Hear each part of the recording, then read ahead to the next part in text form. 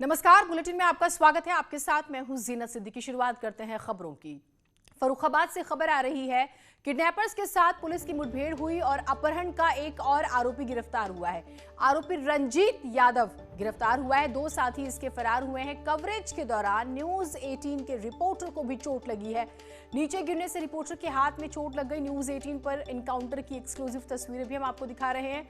बरगदिया घाट के कटरी इलाके में यह मुठभेड़ हुई है। कन्नौज के व्यापारी के अपहरण का यह पूरा मामला है और न्यूज 18 का रिपोर्टर भी इस पूरी घटना को कवरेज के दौरान देखिए उसे भी चोटें आई हैं। किडनैपर्स के साथ पुलिस की मुठभेड़ की तस्वीरें आपको हमने लगातार दिखाई, तो कवरेज में न्यूज 18 के रिपोर्टर को भी चोट लगी है। तो फर्रुखाबाद से खबर आ रही है और दरअसल ये पूरा मामला अपहरण का रहा है व्यापारी के, और उसके बाद से लगातार पुलिस दबिश दे रही थी। कार्रवाई को लेकर किडनैपर्स के साथ फिर पुलिस की मुठभेड़ होती है और एक आरोपी जो है अपहरण का, जिस पर इल्जाम है, वो गिरफ्तार हुआ है। आरोपी रंजीत यादव इसका नाम है और 2 साथी इसके फरार हो गए हैं। और इस पूरे मुठभेड़ की कवरेज के दौरान न्यूज 18 का रिपोर्टर भी गिरा और उसे भी चोट लगी है, उसके हाथ में चोट लगी है।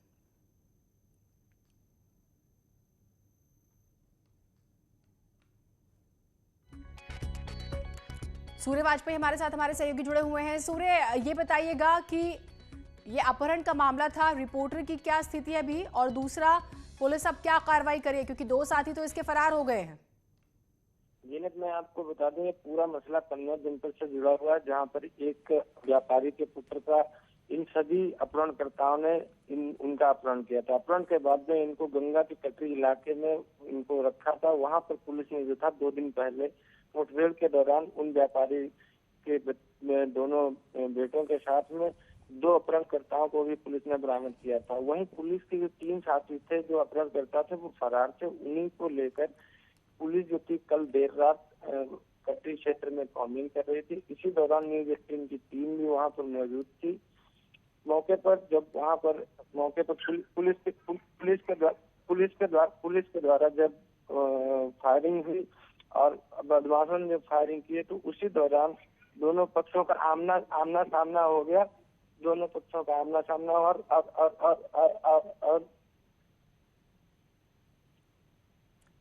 तो दोनों पक्षों का आमना सामना हुआ, जिसके बाद से जो है आपने देखा कि फायरिंग भी हुई और रिपोर्टर जो है कवरेज कर रहा था उसे भी चोटें आई। खबर दिल्ली से है। संसद के मानसून सत्र से पहले सर्वदलीय बैठक है। सुबह 11 बजे ये बैठक बुलाई गई है और प्रधानमंत्री मोदी जो है इसमें मौजूद होंगे। सर्वदलीय बैठक के बाद एनडीए की भी बैठक होगी, यानी कि एनडीए के घटक दलों की। कल से संसद का मानसून सत्र शुरू होगा। तो सर्वदलीय बैठक बेहद ही महत्वपूर्ण, और हो सकता है कि विपक्ष से भी ये कहा जाए कि भाई आप लोग हंगामा ना करें और सरकार जो भी बेहतर कदम उठाने वाली हो जनता के लिए उसमें सहयोग करें। जो ये पूरा सत्र है इसका वक्त बर्बाद ना हो, हंगामे की भेंट ना चढ़ जाए।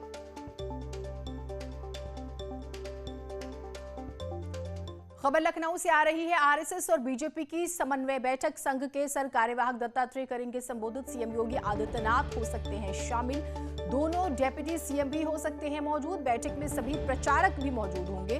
विधानसभा चुनाव पर पदाधिकारियों से मंथन। कोरोना की संभावित तीसरी लहर पर भी चर्चा होगी।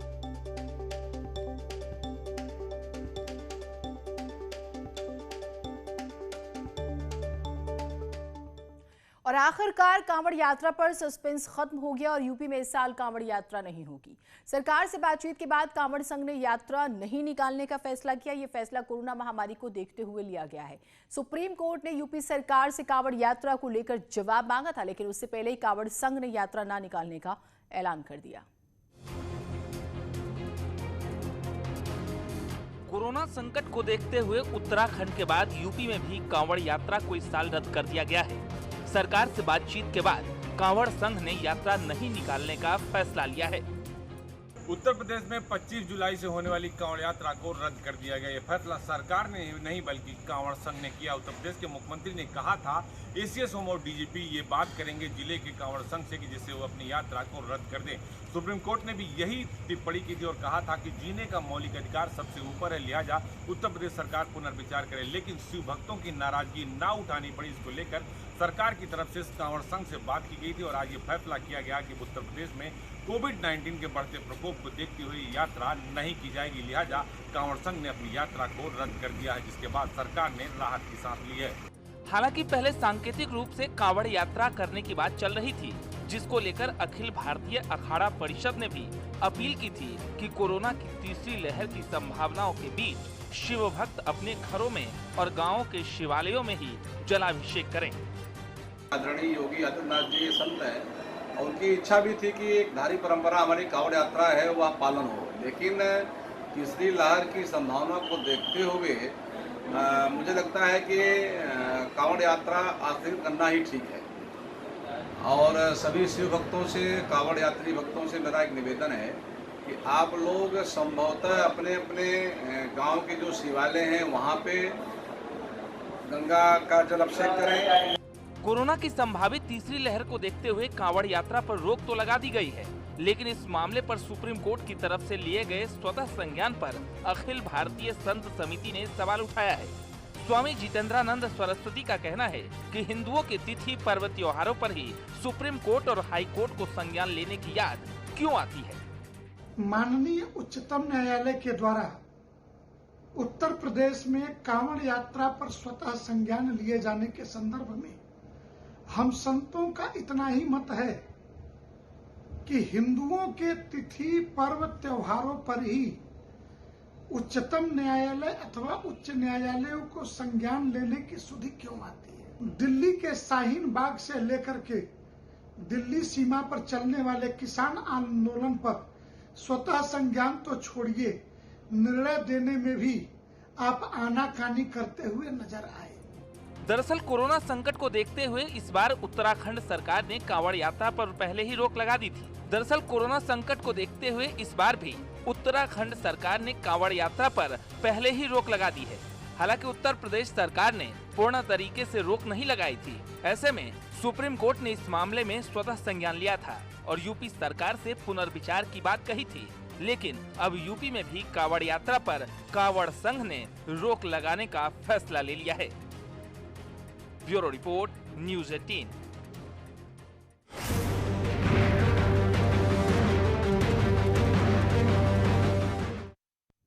और अब बात करेंगे प्रियंका गांधी की। तो लखनऊ में प्रियंका गांधी है। प्रियंका गांधी के यूपी दौरे का दरअसल तीसरा दिन है। आज कार्यकर्ताओं से प्रियंका मुलाकात करेंगी। दोपहर बाद लखनऊ से वो रवाना होंगी। तो बेहद ही महत्वपूर्ण दिन आज भी। लगातार आपने देखा कि 2 दिन किस तरह से वो एक्टिव रही, अपने कार्यकर्ताओं को वो मंत्र देती हैं, फिर वो एक प्रत्याशी से भी मिलती हैं जिसके साथ बदमिजाजी हुई थी ब्लॉक अध्यक्ष के चुनाव में।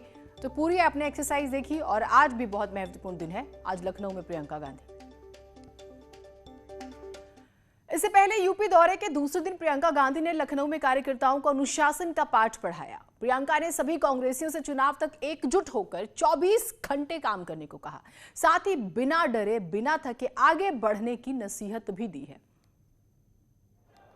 आगे बढ़े और आपने राहत का कार्य किया। इसी तरह से जितने भी मुद्दे उठे आप सब आगे बढ़े। आज हर जिले में प्रशिक्षण के कार्य हो रहे हैं, जिसके बाद आप ग्राम पंचायत तक संगठन को बनाएंगे और कमेटियों का गठन करेंगे। और आपको सबसे बड़ी बात इस चीज पर आपको गर्व होना चाहिए कि जो संगठन बना है वो फर्जी और कागजी नहीं है। मैं आप सबसे अनुरोध करती हूँ कि आज से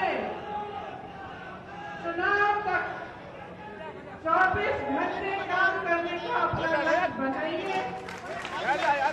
रुकिए मत, डरिए मत, आगे बढ़ना है, मजबूती से बढ़ना है और चुनाव को जीतना है।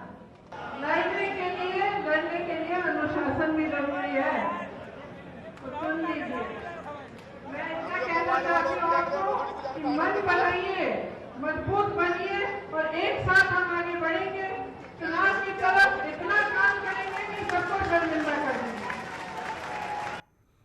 इससे पहले शनिवार को प्रियंका गांधी लखनऊ से लखीमपुर पहुंची और महिला के साथ हुई बदमिजाजी के मामले में यूपी सरकार को घेरा। देखें रिपोर्ट।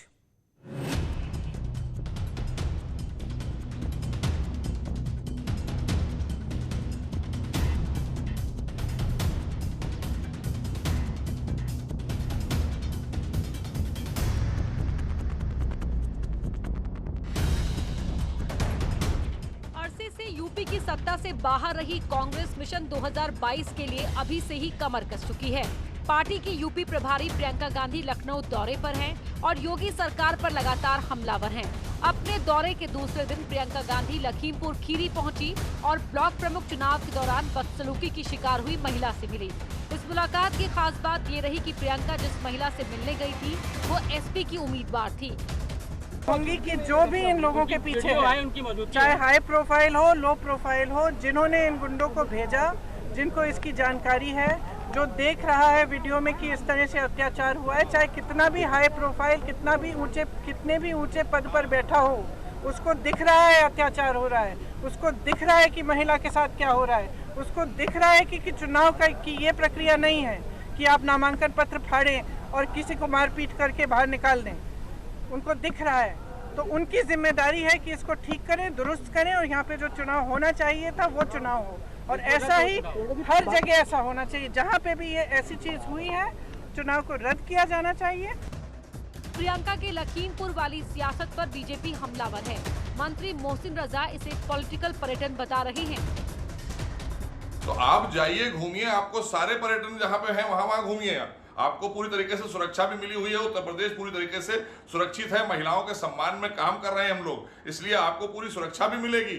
इसलिए सुरक्षा पर प्रश्न मत उठाया कीजिए, क्योंकि यही हमारी सुरक्षा एजेंसियां आपको और आपके परिवार को और सभी लोगों को प्रदेश के सुरक्षा प्रदान कर रही हैं। आप सेना पर भी सवाल उठाती हैं, आप लोग जो है हमारे उत्तर प्रदेश पुलिस पर भी सवाल उठाते हैं। लिहाजा यहाँ आज कानून का राज है और वाकई में अगर कुछ करने आप आई हैं उत्तर प्रदेश में, तो हमारे किसान भाइयों की जमीनें जो कांग्रेस के नेताओं ने छीन ली थी, उनकी जमीनें वापस कराइए। आपके परिवार के लोगों ने छीन ली थी, वो जमीनें वापस कराइए।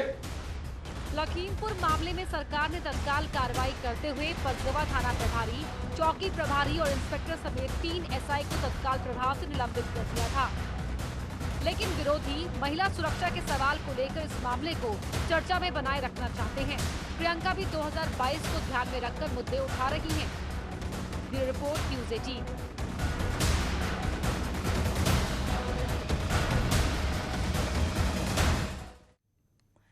कानपुर देहात में एक महिला के साथ पुलिसकर्मी का वीडियो वायरल हो रहा है, जिस पर समाजवादी पार्टी के अध्यक्ष अखिलेश यादव ने निशाना साधा। हालांकि पुलिस का कहना है कि आरोपी को पकड़ने गई पुलिस टीम से महिला उलझ गई थी, लेकिन तस्वीर पुलिस की कार्यप्रणाली पर सवाल जरूर खड़े कर रही है और सोशल मीडिया पे तो इस तस्वीर को लेकर बहुत सारे सवाल उठ रहे हैं। कानपुर देहात में एक पुलिसकर्मी का महिला के साथ दुर्व्यवहार का वीडियो वायरल हो रहा है, जो पुलिस की कार्यप्रणाली पर सवाल खड़े कर रहा है। तस्वीरें वायरल हुई तो विपक्ष ने सरकार और यूपी पुलिस को निशाने पर ले लिया। समाजवादी पार्टी अध्यक्ष अखिलेश यादव ने वायरल फोटो को ट्वीट कर पुलिसकर्मी को दुशासन बता दिया। अखिलेश ने लिखा, उत्तर प्रदेश में बीजेपी सरकार के कृपा पात्र बने कुछ पुलिसकर्मियों के दुर्व्यवहार से प्रदेश की पुलिस की छवि धूमिल होती है। बीजेपी के शासन में दुशासन की कमी नहीं, घोर निंदनीय। दरअसल अखिलेश ने जो तस्वीर ट्वीट की है वो कानपुर देहात के भोगनीपुर इलाके की है। इस मामले में पुलिस का दावा है कि उनकी टीम किसी आरोपी को पकड़कर थाने ला रही थी। इस दौरान आरोपी के परिजनों ने हंगामा कर दिया और तस्वीर में दिख रही महिला पुलिसकर्मी से उलझ गई। इस विवाद से जुड़ी तस्वीर किसी ने वायरल कर दी। पूरे मामले में पुलिस के आला अफसरों ने सभी पहलुओं से जांच के बाद कार्रवाई की बात कही है। जो भी सही तथ्य होंगे उसके आधार पर जो भी दोषी होगा उसके विरुद्ध विधिक कार्रवाई और विभागीय कार्रवाई सुनिश्चित की जाएगी। फिलहाल पुलिस की दलीलें कुछ भी हों, लेकिन तस्वीर बताती है कि महिला के साथ पुलिसकर्मी की ऐसी हरकत पुलिस की कार्यप्रणाली पर बड़ा सवाल या निशान जरूर है। Bureau report news 18।